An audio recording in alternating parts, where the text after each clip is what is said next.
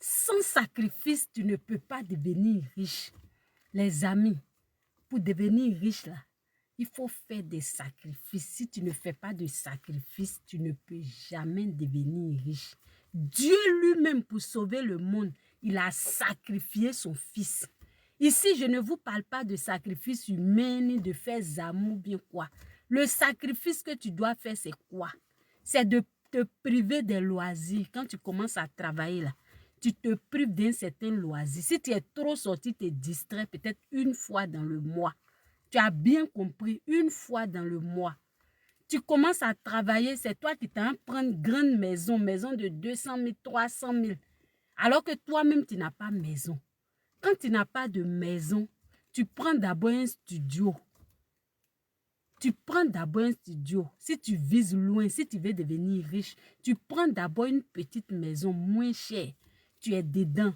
Tu réduis tes dépenses au maximum.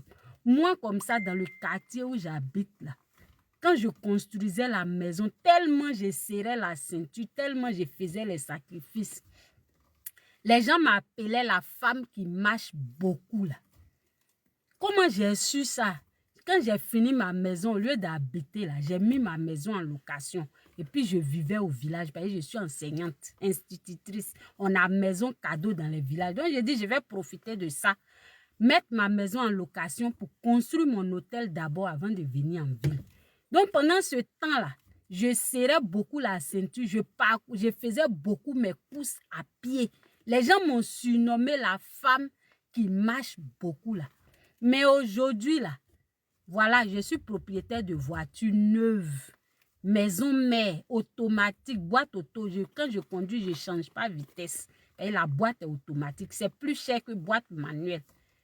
Je roule voiture neuve. Ceux qui me disaient que, ceux qui m'appelaient la femme qui marche beaucoup, là, aujourd'hui, ils ont honte. Quand ils me voient passer, ils quittent là, ils se cachent. Il y a plein qui ne savent plus à quel sein se vouer.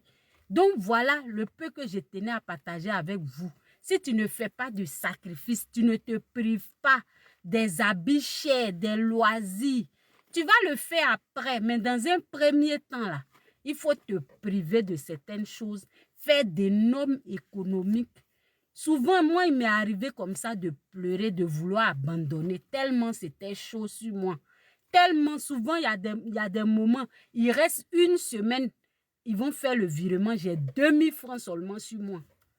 Je pleure et je veux abandonner. Il y a une voix qui me dit abandonne, ne cherche pas à être riche.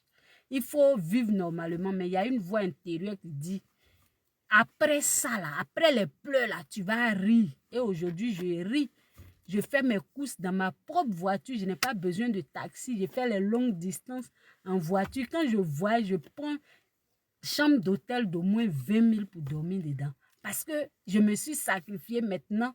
Je récolte. Donc, c'est comme ça. Il faut se sacrifier pour faire des économies pour investir et puis récolter après. Si tu as aimé cette vidéo, n'oublie pas de la liker. Abonne-toi si tu n'es pas encore abonné et suis-moi régulièrement pour bénéficier de mes conseils. À bientôt. Bye.